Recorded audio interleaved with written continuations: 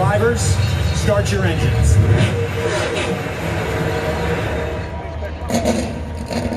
No, love to hear that rumble. We've been waiting.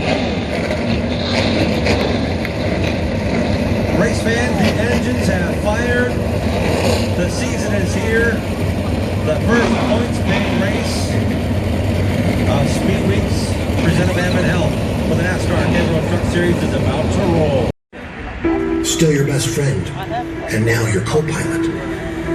Still a father, but now a friend. Still another Creed to bring them down to begin the season and the pursuit of greatness at Daytona.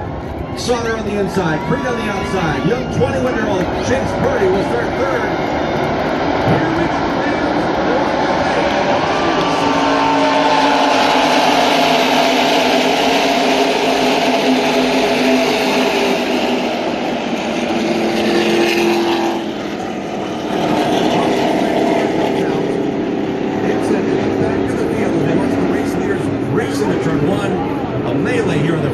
Will bring us quickly to the first yellow flag. That's James Busher getting it on the Champions Provisional in truck number 44. A winner here in 2010. He would love to do it here tonight. All right, let's try it again. Here comes the field now. Up the speed, somewhere on the inside, Creed on the outside.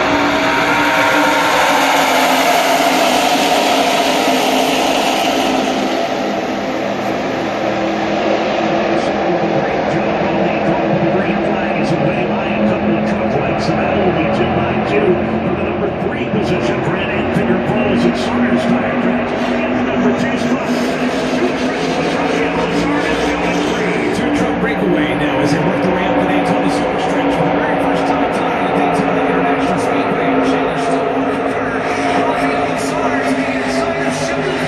Sheldon Creed, the champ, has the first truck in the outside lane, but beginning to fade. He goes back to fourth. Rafael Lazar makes the pass for third.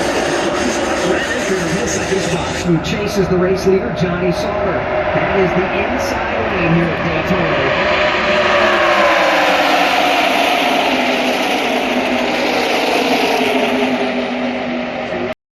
Remaining in the outside lane. Everybody else has been tugging down the inside.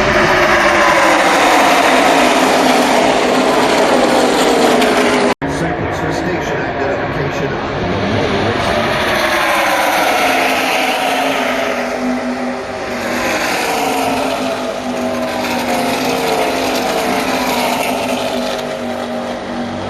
Welcome back to Daytona International Speedway, the 22nd annual running of the NextEra Energy 250, the Camping World Truck Series in action. It's a good one so far. Window is opening up and things are getting dicey. Here's Grant Enfinger around his teammate and Sauter looking for second. Side by side for that second spot. Infinger to the bottom. Sheldon Creed top side. Further back. Ben Rhodes starting to come to the front. Here's traffic help from Stuart Friesen. Here they come to the line. One more lap and stage number 1 to go. Points to be paid out to the top 10.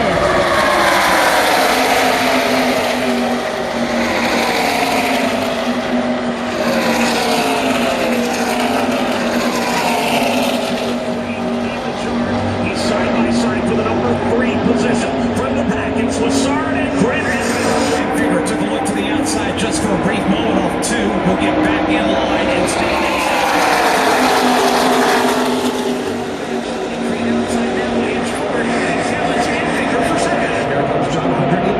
Challenge Johnny Sauter for the 4th spot, side by side from second on back as Rafael Lazar leads left turn 4 for the final time in stage 1. What he's going to do is hold everybody behind him. Easier said than done. Lazard on the inside. Creed draws closer.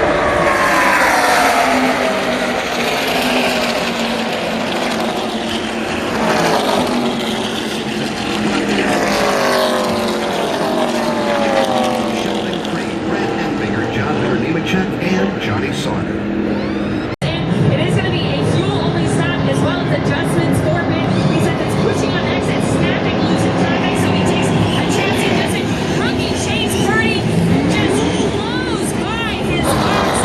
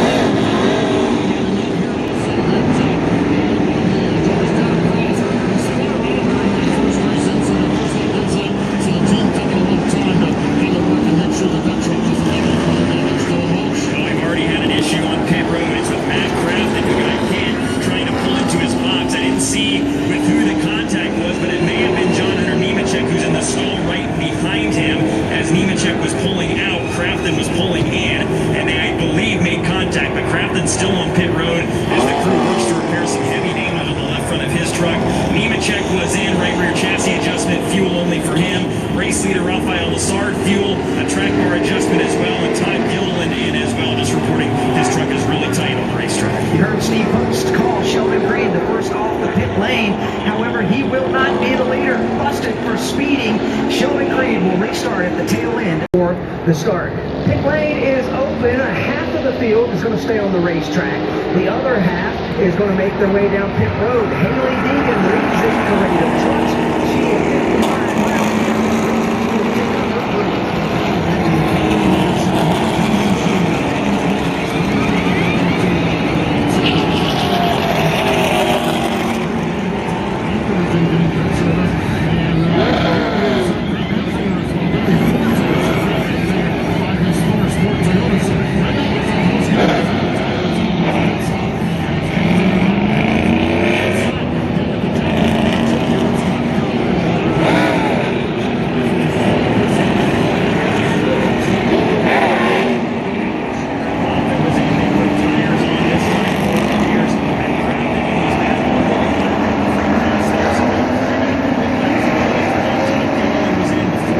on pit road, ready to go. Here they come, 2 by 2, all the way through the field. We'll find out who's going to get antsy here in the final couple laps of stage 2.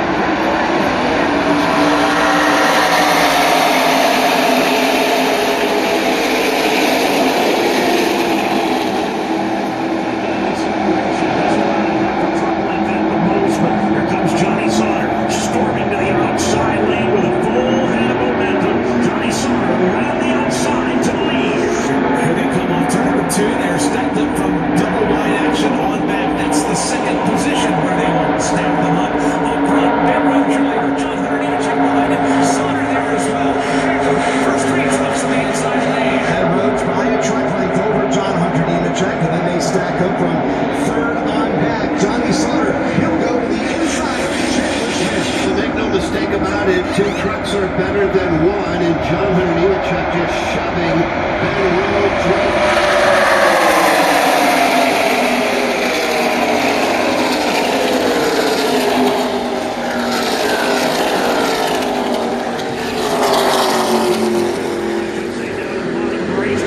He shows the way. No challengers yet on the back.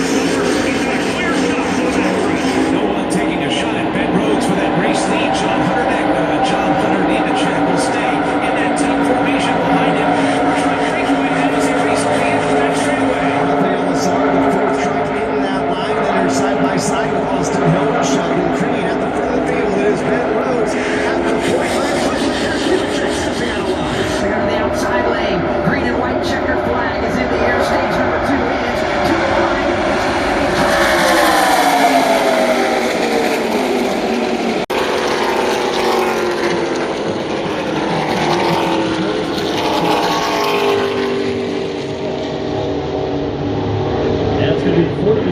For Ryan Truex, younger brother for Martin Truex Jr. in the NASCAR Cup Series. But boy, tough day for Derek Kraus out of Stratford, Wisconsin.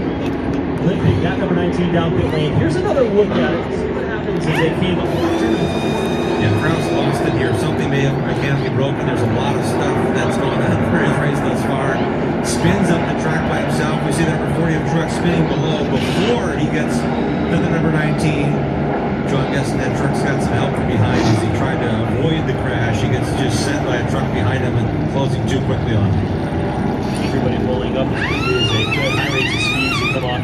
Turn number 4 here on the high base. Pit road, here we go. Back on the green flag and we're racing again at Daytona. David Gilliland scores the time.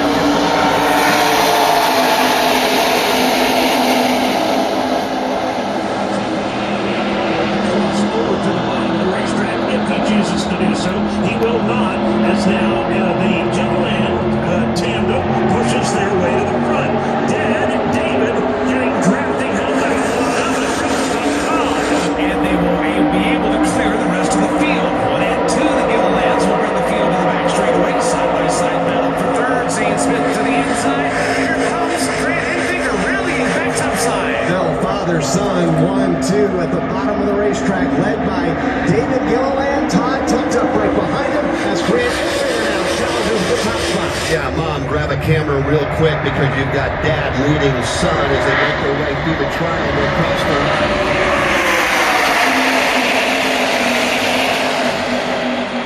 Jordan Anderson also involved there. Boy, that could have been bigger than what it was. All of a sudden, like you said, just busting and spinning out of the pack. Austin Wayne Self with a lot of runoff from him. If you're not familiar with Daytona, down in turn number 1, there is, man, oh man, I don't know, 75 yards of runoff space, and well, he used all of that, got it collected. Jordan Anderson also involved, but I think both of them are going to get away pretty much unscathed. Yeah, it's not very often that you do that in the middle of a draft at Daytona, especially on a straightaway, but because of all that paved runoff space to drivers left, they were able to get away from the outside safer barrier and the rest of the field and get down and out of harm's way. It looked like a bump draft simply gone wrong coming up off of the tri-oval when the transition might have been still a reason that got into the match. Himself, who was on the outside lane. Yeah, he was shot down across the racetrack. Did somebody get into the back of him? And that's kind of what you're saying. And then he just turned a hard left and right straight down onto the apron. Maybe somebody checked up right in front of Austin Wayne Self, but regardless, it was a wild ride for he and Jordan. He was the odd man out and got turned straight into the fence. Well, I have a feeling there's going to be more than just the 3 that Dave called out, and you were actually calling it.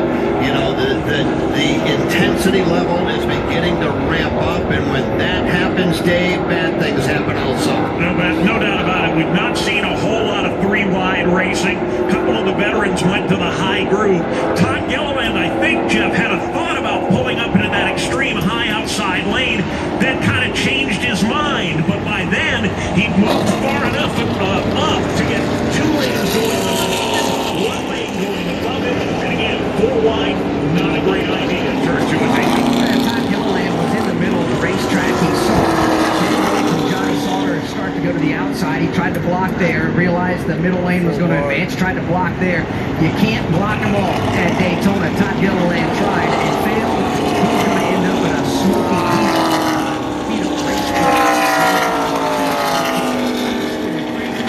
piece of that as well. Those 3 trucks got the worst of it.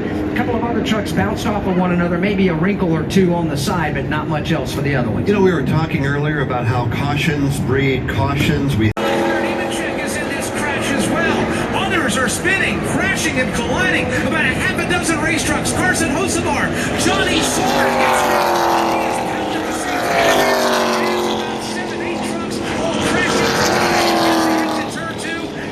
Way down the back straightaway. All of this with only a handful of laps remaining here at Daytona. It broke out. You said it. We talked about it. When would it happen? It just happened. Dave Mooney starts.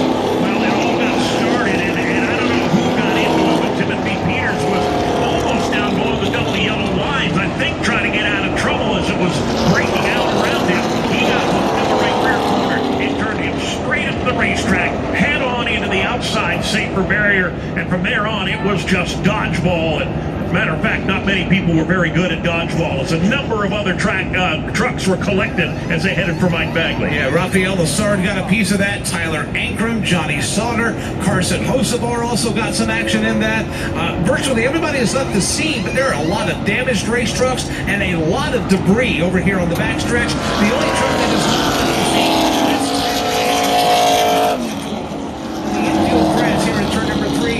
is out of the truck, but that truck is just beat to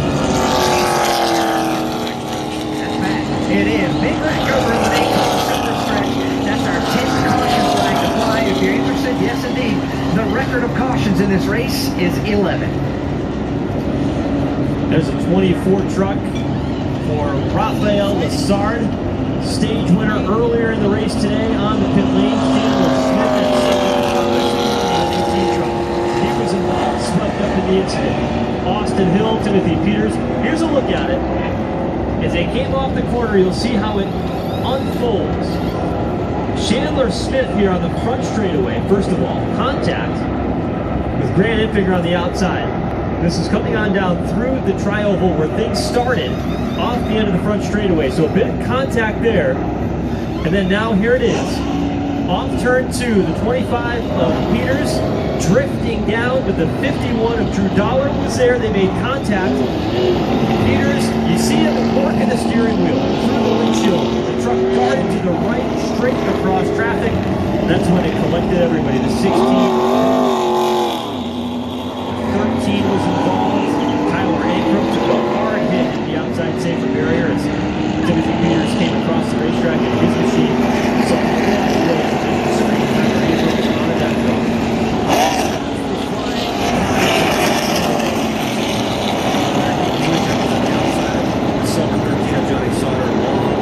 straight along the backstretch wall. Peters is spinning in a shower of sparks on the backstretch. Here's one more look at speed. Peters give up into the outside run, and as those trucks banged up one another, they were still wrecking as the number 24 of Rafael Lazard and Johnny Sauter connected. Number 4 of John Hunter Nemechek to the grass in the bus stop of the road course. Lots of damage after the initial contact for these front-running. Break that and get to victory lane. The pit truck is off, waiting for the green flag with 2 laps to go in Daytona. Here we go.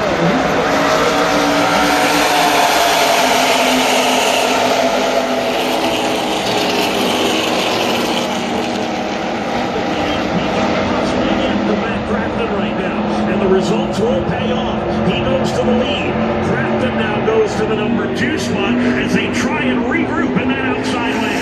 Rhodes may have gotten too far out in front. He was out front by maybe 3 truck lengths. He's quickly caught now by Crafton, and they're 3 wide behind them. Here comes the outside lane. 3 wide action from Sheldon Creed, who gets a shot from Drew Dollar also in the bottom of the racetrack. He is tucked up behind Matt Crafton. Ben Rhodes trying to block both lanes. Goes to the outside in front of Sheldon Creed. Back to the bottom in front of Crafton. White flag here at Daytona, 2.5 miles to settle it. Who is going to make it around first?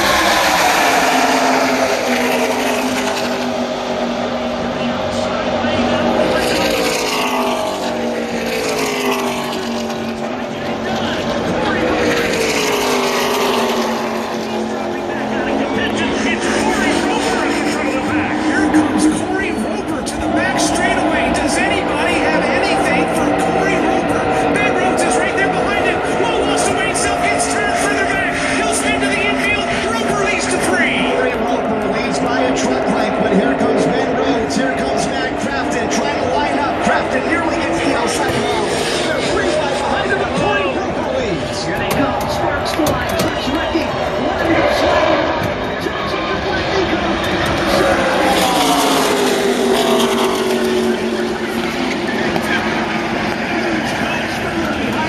No less than half a dozen trucks, if not more. Everybody skitters and slides all the way down to the inside. Up the banking on the front stretch. Now we're out of the truck fans. Give them a wave, give them a yell, give them a cheer. Ben Rhodes, your winner. Come to get the checkered flag.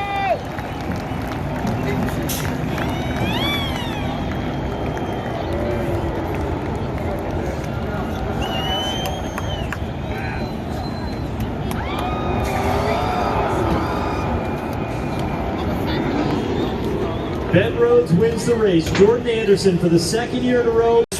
So we just tried to time it right. Thank goodness I had my Menards teammate Matt Crafton behind me because he's a stud. He's a stud. He's been around for a long time. He knows what he's doing, and you see the help he gave me there. He blocks it. This wouldn't have been possible without Matt Crafton, and I owe him a huge thank you. We saw you back up to get to Crafton just a little bit there. Was that calculated on your part? That was one of the race-winning move, I think. Jordan Anderson too. Hats off to him, man. 2 races.